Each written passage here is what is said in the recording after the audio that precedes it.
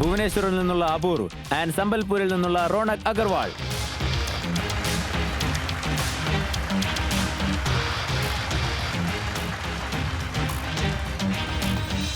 അപൂർവൻ റോണക്, ഞങ്ങളുടെ വേദിയിലേക്ക് ഹാർദമായ സ്വാഗതം. Thank you. നിങ്ങളുടെ പിച്ചിനായി നിങ്ങൾ തയ്യാറാണോ? തീർച്ചയായും. Okay, good luck. Thank you. Hello Titans, എൻ്റെ പേര് റോണക് അഗർവാൾ. നമസ്കാരം ടൈറ്റൻസ്, എൻ്റെ പേര് Apoorva Masu. We are the founders of Space Fields. Titans, ഒരുപക്ഷെ നിങ്ങളുടെ കാർ ബാറ്ററി റിപ്പയർ ആയാൽ നിങ്ങൾ ആ ബാറ്ററി റീപ്ലേസ് ചെയ്യോ അല്ലെങ്കിൽ പുതിയ കാർ വാങ്ങിക്കോ? ബാറ്ററി റീപ്ലേസ് ചെയ്യും. ബാറ്ററി റീപ്ലേസ് ചെയ്യും. എക്സാക്ട്ലി. നമ്മുടെ ഡിഫൻസ് ഫോഴ്സസും അവരുടെ റോക്കറ്റ്സിലും മിസൈൽസിലും ഇതുപോലെ ചില പ്രശ്നങ്ങളാണ് ഫേസ് ചെയ്തുകൊണ്ടിരിക്കുന്നത്. ഏതൊരു റോക്കറ്റും മിസൈലും എത്ര ദൂരം പോകും, എത്ര വേഗത്തിൽ പോകും, എത്ര വെയിറ്റ് ക്യാരി ചെയ്തു പോകും എന്നത് അതെല്ലാം തന്നെ അതിന്റെ പ്രൊപ്പൽഷനിൽ ഡിപ്പെൻഡഡ് ആണ്. പ്രൊപ്പൽഷൻ, അതായത് റോക്കറ്റ് ഫ്യൂവൽ, അതിനെ നമ്മൾ പ്രൊപ്പലൈൻ എന്നും പറയും. ഈ പ്രൊപ്പലൈൻ സോളിഡ് ഫോമിലാണുള്ളത്.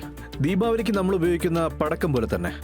ഈ പടക്കം നമ്മൾ 2-3 വർഷം ഉപയോഗിക്കാതിരുന്നാൽ അത് ഉപയോഗശൂന്യമാവും. അതുപോലെ തന്നെ ഒരു 10-15 വർഷം ഒരു റോക്കറ്റ് ഉപയോഗിക്കാതിരുന്നാൽ അതിന്റെ പ്രൊപ്പലൈൻ്റെ ലൈഫും എക്സ്പയർ ആയി പോവും. അതായത് മുഴുവൻ മിസൈലും നശിച്ചു പോവും. അങ്ങനെ പല വർഷങ്ങൾക്ക് മുമ്പ് വാങ്ങിയ ഫോറിൻ ഇമ്പോർട്ടഡ് ഡിഫൻസ് ഇൻവെന്ററിയുടെ പ്രൊപ്പലന്റ് എക്സ്പയർ ആകുമ്പോൾ നമ്മുടെ രാജ്യത്തിന്റെ ഒരുപാട് കോടികൾ നഷ്ടമാവാൻ സാധ്യതയുണ്ട്. ടാക്സ് പേയേഴ്സിന്റെ ഈ പണം സംരക്ഷിക്കുവാൻ വേണ്ടി, നമ്മുടെ ഡിഫൻസസ് ഫോഴ്സിന്റെ റിലയബിൾ പാർട്ണർ ആവാൻ വേണ്ടി ഞങ്ങൾ തുടങ്ങിയതാണ് സ്പേസ് ഫീൽഡ്സ്. സ്പേസ് ഫീൽഡ്സിൽ ഞങ്ങളൊരു പ്രൊപ്പലൈനിൽ വർക്ക് ചെയ്യുകയാണ്. അത് റോക്കറ്റിലുള്ള പ്രൊപ്പലൈനുകളെ റീപ്ലേസ് ചെയ്ത് നമ്മുടെ നാടിനെ കൂടുതൽ ഊർജ്ജസ്വലമായ ഇന്ത്യയായി മാറ്റാൻ സഹായിക്കും. ഞങ്ങളുടെ പ്രൊപ്രൈറ്ററി പ്രൊപ്പലന്റിലൂടെ റോക്കറ്റ്സ് ആൻഡ് മിസൈൽസിന്റെ റേഞ്ച്, സ്പീഡ്, പെർഫോമൻസ് എല്ലാം നന്നായിരിക്കും, വളരെയധികം ബെറ്റർ ആയിരിക്കും. പഴയ സ്റ്റോക്കൊക്കെ റെഡി ടു യൂസ് ആയിരിക്കും. മാത്രമല്ല, ഇതിലൂടെ നമ്മുടെ രാജ്യത്തിനും ജനങ്ങൾക്കും ഒരുപാട് ഗുണമുണ്ടാവും. ഞങ്ങൾ ഞങ്ങളുടെ ഇൻഡൈജനസ് ഇന്നോവേഷനിലൂടെ ഭാരതത്തെ ഡിഫൻസ് സെക്ടറിൽ വളരെയധികം ശക്തമാക്കാൻ പോവുകയാണ്. അതിനുവേണ്ടി ഇന്ന് ഞങ്ങളുടെ ആസ്ക് വെറും 2 കോടി രൂപ for 1.1% equity in the company. So Titans, നിങ്ങളും ഞങ്ങളോടൊപ്പം ഭാരതത്തെ ഡിഫൻസ് സെക്ടറിൽ വളരെയധികം ശക്തിയുള്ളതാക്കി മാറ്റാൻ ആഗ്രഹിക്കുന്നുണ്ടോ?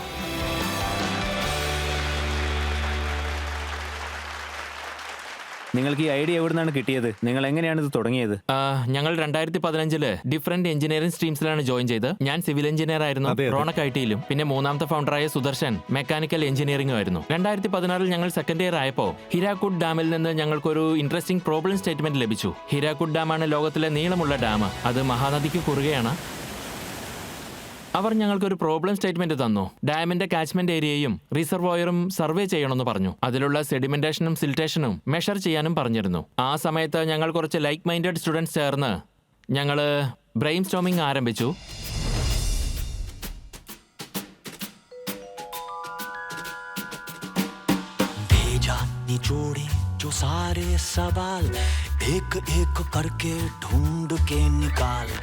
ഞങ്ങളുടെ ഹോസ്റ്റൽ ബാക്ക് യാർഡിൽ ചെറിയ ചെറിയ ലോഞ്ചസ് ഞങ്ങൾ ചെയ്യാൻ തുടങ്ങി.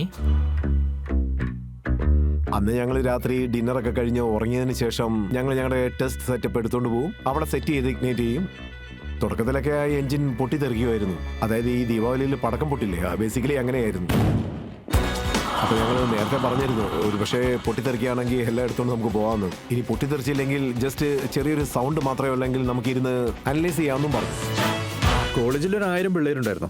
അതിലൊരു 980 പേര് ഞങ്ങളെ കളിയൊക്കെയായിരുന്നു. നിങ്ങളുടെ ദീപാവലി റോക്കറ്റ് പറന്നല്ലേ, എത്ര ദൂരം പറന്നു എന്നൊക്കെ പറഞ്ഞ് ഞങ്ങൾ ട്രൈ ചെയ്തുകൊണ്ടിരുന്ന സമയത്ത് അറ്റ്ലീസ്റ്റ് ഒരു 10 ഫെയിലിയേഴ്സ് ഉണ്ടായിരുന്നു.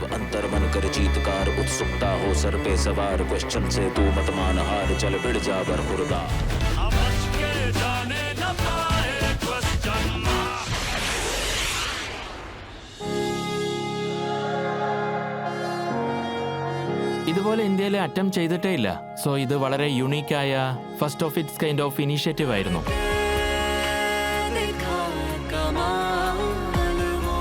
ഓഗസ്റ്റ് 22, 2017 എനിക്ക് നല്ല ഓർമ്മയുണ്ട്.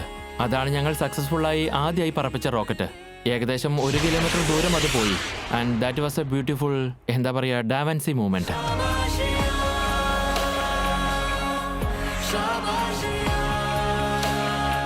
അതെനിക്ക് വളരെ അഭിമാനം തരുന്ന ഒന്നായിരുന്നു. പേരൻസിനും അങ്ങനെ തന്നെയായിരുന്നു. അതിനെക്കുറിച്ച് അവർ എന്നോട് പറയാറുണ്ട്. ഞാനൊരു ഗ്രാമത്തിൽ നിന്നാണ് വരുന്നത്. പക്ഷെ ആകാശം തൊടണമെന്ന് എനിക്ക് ആഗ്രഹമുണ്ടായിരുന്നു. സോ അതാണ് ഇവിടെ പ്രധാനം. അതായത് ഒരു ചെറിയ ഗ്രാമത്തിൽ നിന്ന് വന്ന് എനിക്ക് തന്നെ ഇത് ചെയ്യാൻ പറ്റുന്നുണ്ടെങ്കിൽ ആർക്ക് വേണമെങ്കിലും എവിടെ നിന്ന് വന്നും ഇത് ചെയ്യാം.